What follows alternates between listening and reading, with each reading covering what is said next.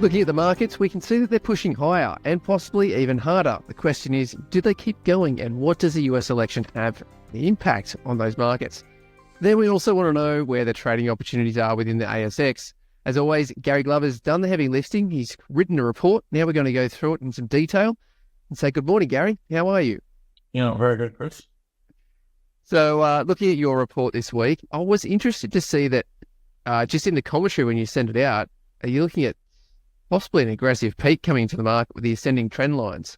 So for those who have followed this channel for a very long time, you will note that Gary talks about the ascending trend lines. He's looked at studies in previous indices where it's ramped up into a blow-off top.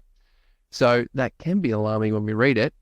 But you're looking at the US indices and seeing those moving trend lines. If we start off at the NASDAQ... I was going to suggest rather than... Yeah, I reckon if we look at that down, that's what we're looking at there. I mean, I think the other indices are pretty similar, but it's just a bit... I've just made it nice and clear here in that, this is sort of something McLaren used to talk about, was that, when you particularly get an indice there, it's sort of, bases, and then starts to accelerate higher, and then it all starts sort of sharpening up here. So you can see there we've sort of got 1, 2, 3 ascending trend lines there.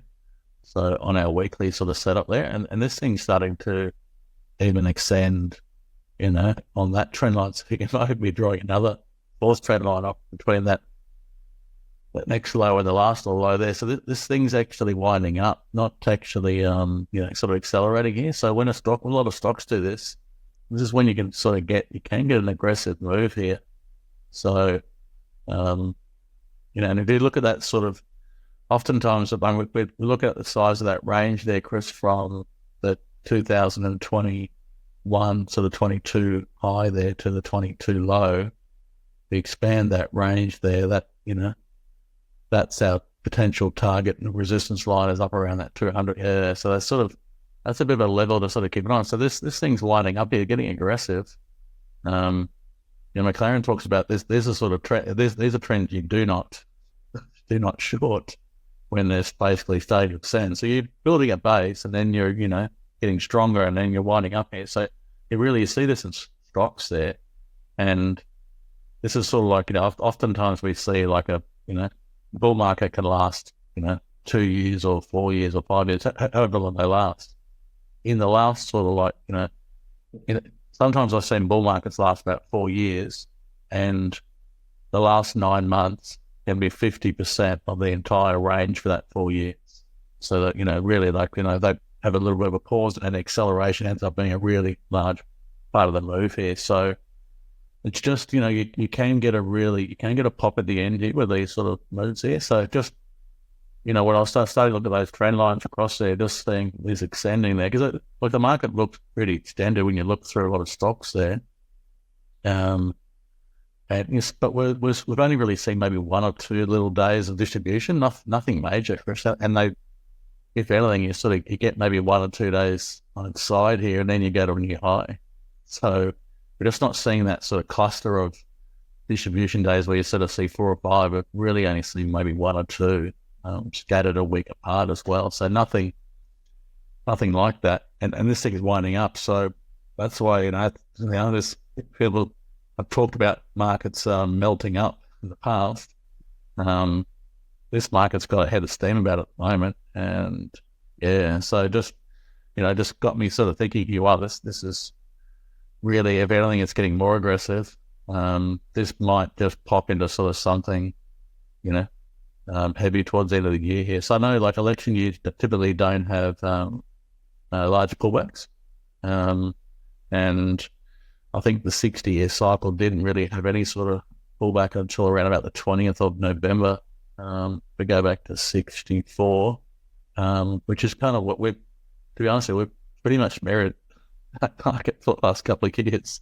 I've looked at all the other cycles there, and we've sort of got some resemblance to them, but that's probably the closest one here. And yeah, it just had really small pullbacks along the way, like a normal election year. But yeah, it's just got that sort of you still be cautious here. Don't think of it wrong. It sort of feels like you should be taking some money off the table here. But if this is about to wind up and pop into something meaningful there, you've got to be careful not to take it off too early there, because then everyone's playing catch up. So that normally you sort of see this amount of heat, you probably want to be taking some off the top. But when they wind up like this and get that extension, this is potentially sort of looking setting up here for a bit of a melt up here. So just means we might see an aggressive move over the next few weeks, whether that's 2 or 4 weeks or longer here, might get aggressive here, into aggressive peak here. So next year my cycles are negative, but I don't know, maybe do we sort of top out here and maybe early nodes, middle of nodes, I don't know, somewhere around that US election there, have a bit of a pullback, maybe go back and retest the high end of year, December, January, get the classic Christmas rally, and then maybe we're going to chop a year, after that. So I'm not sure how it's going to play out there, but this thing's winding up. It's accelerating here. It's sort of starting. I was looking at that like, gee, this thing's, it's like it's ready to wind up here. So I've seen a few guys posting charts on, I think it's Microsoft, Google. They've sort of got these, maybe even Amazon as well. They've got these tightening ranges on a weekly, like big weekly ranges all tightening up into, so that, we just saw NVIDIA go to a new high there last night, Chris, as well. So when that gave a pivot point 2 or 3 weeks ago, sort of tightened up, congested, made a little B-wave break, little pivot point, broke out there, good volume. It's a pretty classic sort of setup for those strong momentum names there. So yeah, it's got the wind behind its back at the moment. So yeah, gotta be careful here. I definitely would not be trying to short this market. Is probably the main message there. I think you might get a few little congestions of a cool off there, but it's just it looks pretty strong here. Sort of all the Clarence workings about these 3 setting trend lines. That's when markets can get really aggressive here. So can't rule out an aggressive sort of melt up here in the next few weeks. Well, your point is that the Dow Jones is definitely running hot, and you mentioned NVIDIA breaking some new highs. You had looked at that sort of last week and the potential of that to break out using your studies from the model books, which is a whole 3 group of videos that we've created, and people can go and watch that because you really analyze those market leaders to understand how and when they do break out. Now, the Dow Jones is obviously a very concentrated index, I should say, and I don't think NVIDIA's in there. It does have that tight concentration, and that's tighter than what we have for the S&P 500, and also, the NASDAQ also has that NVIDIA sort of IT ramp going on it.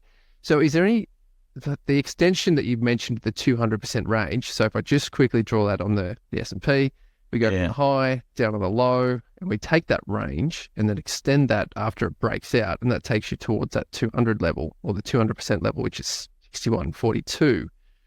And then a similar thing. I have laid it. I actually squeezed it in there, Chris, so that we could see it. Actually, I rubbed out, the bottom of the chart here.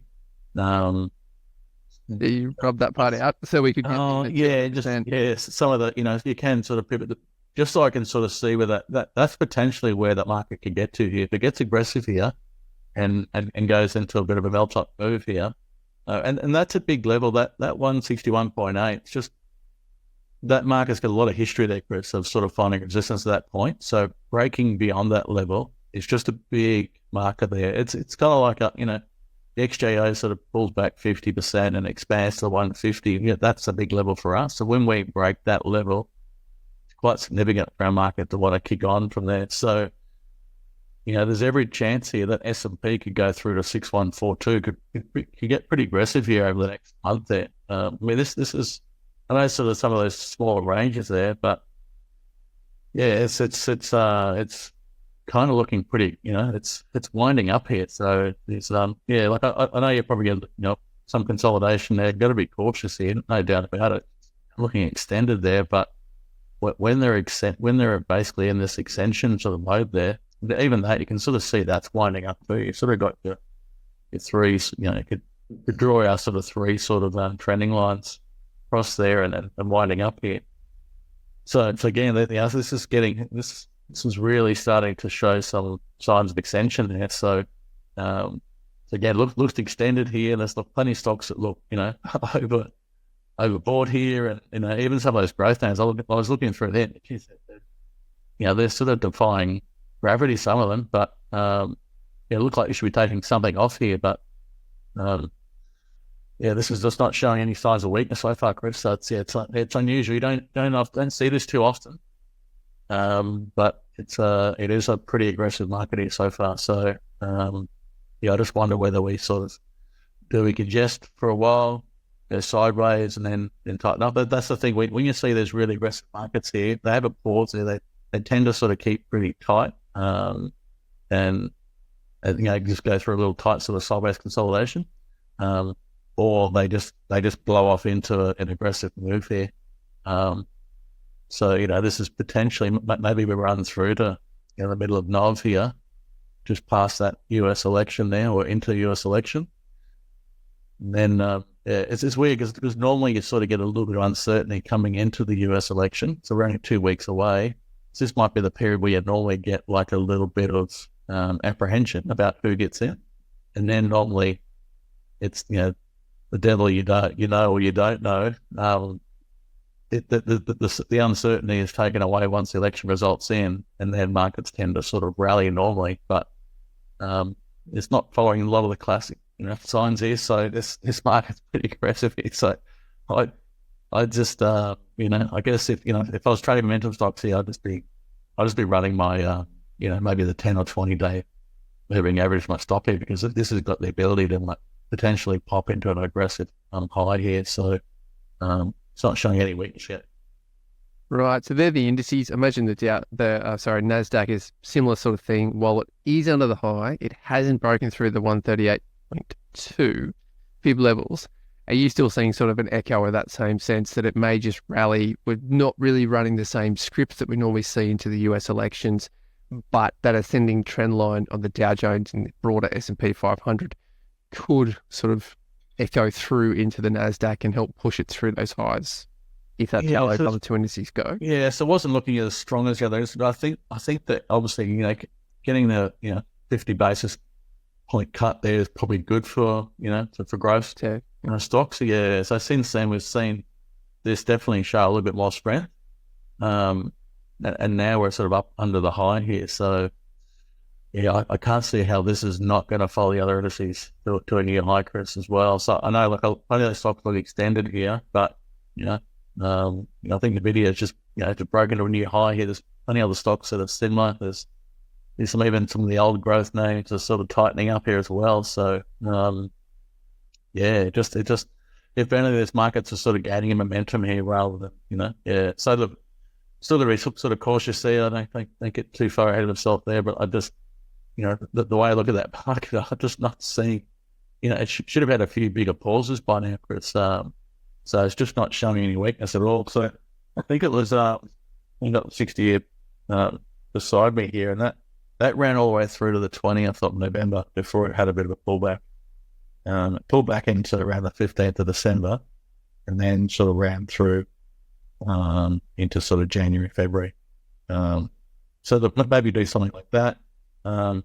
You had a pretty mixed sort of first half of the fifth year, which it's strange there because the fifth year is normally referred to as the year of extension. It's one of the, I think it's the average fifth year return is about double every other year. But the first half can be pretty rocky. So we've had some pretty big moves here. The markets there, definitely valuations are pretty extended here. So I sort of think maybe from sort of January sort of through to June there is probably the riskiest period ahead here. But yeah, we're interested to see how how this market goes. It just looks like it's ready to pop higher to me. So I'm a bit wary of that. Trying to sell out too early. So because then if you sell here, then all of a sudden the market pops higher, then you're going to underperform as well. So yeah, I think it's weird there. I'm sort of pretty comfortable in the stocks I'm in, even though the market's sort of seems to be defying gravity. There seems to be plenty of rotation within different sectors as well. So, yeah. So I mean, I'm liking, liking the Kiwi stocks. I think they're, some real value there. So I think interest rates cut there. I think that's pretty interesting. China's been pretty, you've had a big move in those China, in the Shanghai, little those Chinese stocks. So you've now come back, had a big correction after that big move. But that's how often the Chinese markets actually start there. If you go back and study the Shanghai there, it's often needed a bit of government intervention to get going there. And if you like some of the biggest moves historically have sort of come with a little bit of government intervention there. So, I've just the seeing you there, I've sort of just missed this by being a bit cute here. But yeah, we'll see here. So yeah, definitely government stimulus helps drive the Chinese economy. And as you'd noted before, well, it seems like each time they have a low, they need to wind up the printing press or whatever it might be in China and stimulate the economy in one way, shape or another. So that's definitely a hugely volatile chart, and you have studied it before. Even with his ascending trend lines, you've looked at that, and the blow-off tops particularly, I really like that research you've done and shared with us before. We have just skipped over the Aussie though. So most of us following this video do trade the Aussie, and we do kind of want to know what's happening within it. You've talked about the change in the rotation happening. We've seen some positive news, China, which then leads to the iron ore price, which then leads to the miners, and then that goes through to the index as well. So we are seeing this index sort of have that movement. What's your interpretation of the Aussie, knowing that you've talked about the 50% level as being sort of more prominent in Australia than the US? Yeah, so after that sort of Chinese policy there, obviously Chinese stimulus, we saw a big move in some of the miners. So they've had a big move. And then we saw, at the same time, we saw all the financials all cool off. And so over the last couple of weeks, we've seen a bounce in the financials. And then we've seen a cool off in Chinese equities. And we've seen a cool off in those, in the material sector as well, resources. So it's actually, it's still getting some pretty good rotation, Chris. I think that's pretty encouraging there. And the index is holding up here. So we're seeing the index still hold up here and climb slowly in the face of pretty strong rotation from sector to sector here. So, and that's really interesting because obviously now the financials have gone back up to retest the highs here. And now the materials have sort of come back, not come back to retest the lows, but they've come back and had a pretty, in resources terms there. If you study the material sector, they're like most industrials, if they rally sort of $1, they'll pull back 50 cents or maybe 61.8 or something. But normally industrials, they sort of tend to sort of retrace back maybe half or 60%, something like that. Whereas if you study materials, they're very deep range bound. So they'll come back, say, 3/4 of the range and then bounce again. So they'll often sort of come back deeper there. So I think it's really encouraging again that the materials have actually pulled back again while the financials have gone back up again. So we're in that position where potentially the financials have gone back to the highs. So they might just go through a little bit of a congestion there or cool off under the highs here. And maybe materials will bounce again, coming up those lows there. Because you're already seeing that the Chinese market here started to bounce the last couple of days as well after a big move and a big pullback. So it is a bit of a V-shaped orientated market here at the moment. So I think it's healthy to see that that rotation there. We just need a few other materials there because gold's really looking very extended there. You got some really big volume there, Chris, in a lot of those gold stocks. So we talk about a few of them on the Friday's report. But I think Ramelius, Regis, Evolution, some of those sort of stronger names there. The last 5 or 6 days, they've got a big volume. So when I see that big move at the end, that does worry me a little bit. So you can this can go off, this can go a bit higher here, but this might go into a bit of a blow off move here, gold. But then you need other sectors, as gold cools off, you need other sectors to pick up the sort of the slack here. So, but yes, so far we're seeing pretty good rotation for all the market there. As long as that continues there, I think we can still sort of climb a bit higher here. So we hope to see that, and we'll watch the gold stocks and watch for rotation. Within the Aussie market, though, we also want to know where the opportunities stand and where we could find some trades. So Reese, we're looking at this. It's in that top half of the chart. So if we cut the chart in half, it's definitely in the top half. It is trading above the 50-day moving average, being that red line. It has had an explosive movement throughout October from the lows 2023. We're looking at the weekly chart here, being mindful of that. And so where it is now. So it's pulled back and then gone back and retested the high again, but then it's pulled back here. I guess if you look at the last 4 weeks, the volume, Chris, that's probably the most interesting aspect there. Is we've sort of cooled off under the high, but it hasn't really come with a lot of selling here. There's definitely a lot more volume on that rally from that low as well. So, like a lot of cup and handles have, there has been a lot of them failures there. I think Computer Share might have been a little cup and handle. I think it went to a marginally high and failed. I think Nick Scully might have made one as well. NCK, again, a big cup and handle here, and then I think it went to a marginally high and failed as well. So seeing a few failures there, but at this stage there, I think the sector's pretty robust. Definitely showing strength there.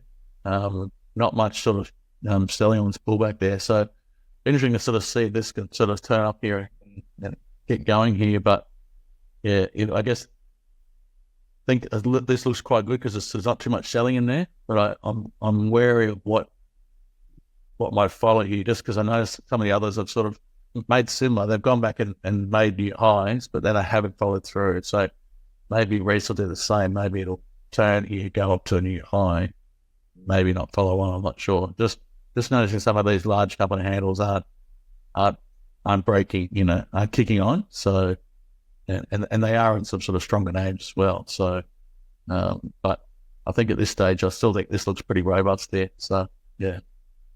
Right. Well, a cup and handle we'd love to see. So it is a very good pattern. And you've, again, in those model books, identified leader after leader with cup and handle compression. But the next one on the list, the Spark infrastructure, you've talked about the potential for New Zealand to have that next kick out. We have the interest rate drops. We have possibly some more stimulus to come onto the table. And then that can lead to that quick reversal. You've also talked about we're in a market with those V-shaped recoveries on the cards. We're seeing a fair bit of it. Spark infrastructure on the weekly chart. You have talked about before, it's just been torn apart and fallen off a cliff. Okay, this is the bottom half of the chart. But you do also have clients who do look for those longer term portfolio positions and the opportunity to buy longer term assets. And then the final part is, well, you talked about the infrastructure assets. Spark not quite the same, but AIA, we'll get to that in a second. So here we are, massive volume coming into October where we are, and then we're seeing sort of these lower wicks where it seems to be like slowing of speed a little bit, a bit of the brakes being applied, and seems to be slowing its drop. So what? Yeah. Look, it's funny, Sean. I was listening to Ausbiz there yesterday, and someone was actually comparing this to Telstra back in 2020 when it got back to 260. That same sort of meltdown of stock there, and it come back to the same sort of valuations, and so they've already confirmed the dividend for the next full year, so 26 cents. That's about 9% yield here. So, but it's a bit like Telstra as well. They're paying out of their sort of cash reserves, so they're going to have to sort of, make some more money to sort of keep paying those sort of dividends. So that's what happens sometimes with these sort of heavyweight sort of lower return sort of stocks there. But still think this is a big value point here for me. I just think it had a really, really deep correction there.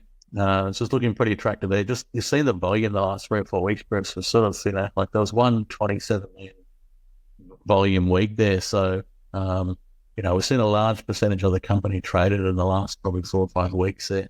So that's sort of capitulation sort of style. That's accumulation sort of starting to step in as well. So just think this looks pretty good here. But yeah, look, the other thing too is people are underestimating what 5.5% rates have done in New Zealand as well. Because it's, if you look across the board there, all the sort of New Zealand sort of stocks have had a tough few years here. So they've sort of been much more aggressive than us in Australia here. And Yeah, so we've already got 75 basis points of cuts already come through in the last 2 months. That's just it's gonna be a bit of a boost for the Kiwi economy there. So so I think you just might see some relief for those stocks there, a bit of a turnaround there, and they will be able to pass on some of the costs there. And so I just think this is looks pretty good here actually. So just kind of.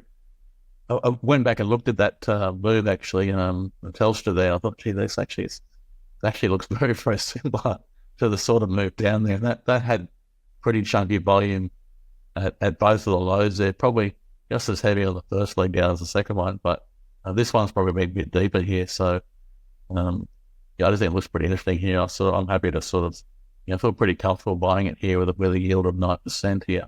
I know that only gives you sort of, that dividend's only supported in, maybe the next 1 or 2 years there, but it'll have to sort of, improve its earnings there longer term to be able to keep supporting that. But it's just definitely a pretty attractive valuation here. Well, as you're mentioning, Telstra does remind me of a call you made, and this also brings to mind how long we've been doing these Tuesday interviews. So if anyone's been watching that long, comment below and let us know. 2018, I remember you did kind of the dogs of the Dow theory, the end of the tax year, and those that lag into it. And so Telstra, that was around those lows that we got back into 2020 that you're talking about. But you talked about that movement, and then quickly the worst performer for the following months become the best performers. Yeah, but I know it's a different theory, but it was off. Was it off about 40% or something that year or something? And then it was horrendous. And then it was up 36% or something the following year. Was that something like that? Was that? Yeah, it went from being the worst, and no client wanted to buy it. I remember you and I both saying, look, we don't have any client wants to buy it. It's really hard to sell the story. And then 2 months later, they all wanted it because it had rallied and was the ASX's best performer. So is that kind of, while we're not talking about the dogs of the Dow theory right now, what's happening with Spark? It's been absolutely torched. Nobody wants to own it. The yields are high, and in contrast to the banks and other things that normally do have high yields. Yeah. Does it have that kind of turnaround potential, and is that why it's in your report that it can? Yeah, I think so. They got a few things. Obviously, you've got. I mean, the Spark. It's the old Telecom New Zealand, so the infrastructure in place there is hard to replace. And then there's also they've indicated that they're basically they're investing in data centers as well in New Zealand as well. So it's odd, like a lot of the data center stocks have done pretty well. Yeah.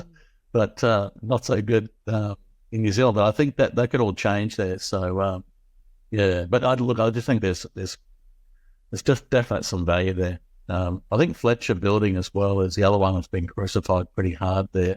It's now sort of raised capital. It's basically done that classic rights issue at the low, now remove the debt. So so with interest rates getting cut, its debt now under control. Yeah, it can go out and start trying to win some business there, and then that sort of, obviously the building sector's been a little bit under the pump here, so it's probably the one that could have a bigger. Spark. I see Spark being a bit more sort of safe there. I don't think it's going to have like 100% return or something like that, but it could easily do the Telstra rally 35% here in next year, and pay you 9% yield. So whereas something like Fletcher, that's probably got potential more upside. I mean, if that sort of, if the New Zealand economy sort of starts, if government starts to do a few little things there to sort of try and boost their economy, that building, that trade area will be probably, you think that'll be one of the first areas to be supported there. So it's been slammed pretty hard as well, Fletcher. So it's definitely, if the New Zealand economy does bounce back, that's definitely going to be one of the biggest participators, I think. So it's hard. There'd probably be more risk with Fletcher, but bigger return if you're right as well. Well, you talked about infrastructure on the NZ side of things, and Auckland International Airport has been one of those assets mopped up by large super funds and the like. So similar sort of thing. We're coming down towards those lows. You've seen massive volume at these lows that they've just undercut it. So the false break undercutting the previous low of about a year earlier. V-shaped bottom's definitely on the cards in this type of market. So sort of echoing from before, much to update on this opportunity here with AIA?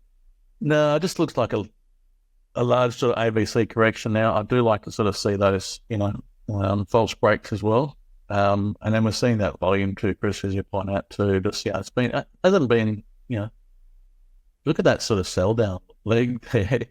Where there are periods of there where there's not really a lot of volume going through there. It's really sort of, really just drifted down on very, very light trading volumes there. Just people just lost interest in the sector almost. So, but again, like these infrastructure assets, they're hard to replace there. Like, most of them have sort of gone private there or been taken out here. So it's just not these sort of assets there. So there's just few and far these investments out there now. So, I think this looks pretty interesting as well. It has actually raised some money, Chris, as well, paid down debt too. So, again, classic sort of the cycle sort of stuff as well. So, this looks pretty interesting here as well.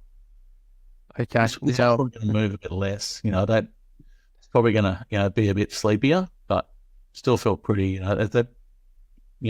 excellent assets there still. Yes. I think, I want to say it was maybe 2022, you probably got some good trades as AIA before. But, no, I'm getting digressing. Champion Iron is the next one in your report. CIA is their ticker.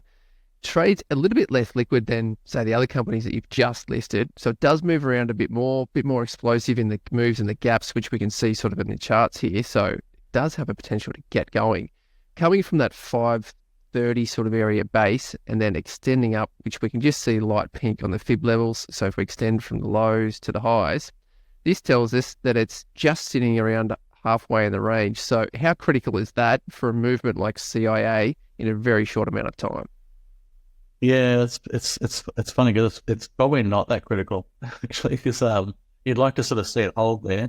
I was looking at sort of because each of those little pullbacks there so far has gotten sort of shallower as well. So each of these gotten smaller and smaller. So we potentially might have a VCP in there if it can sort of hold here and then take out the first lower high. That might have a little VCP, but with these resources, I mentioned it earlier, is that oftentimes these will come back, 2/3 or maybe even 3/4 of the range. That's still typically the way that they move. But I think what's sort of more interesting here is that we've definitely seen some big volume on that rally, and the pullback there, the volume's a lot lighter here.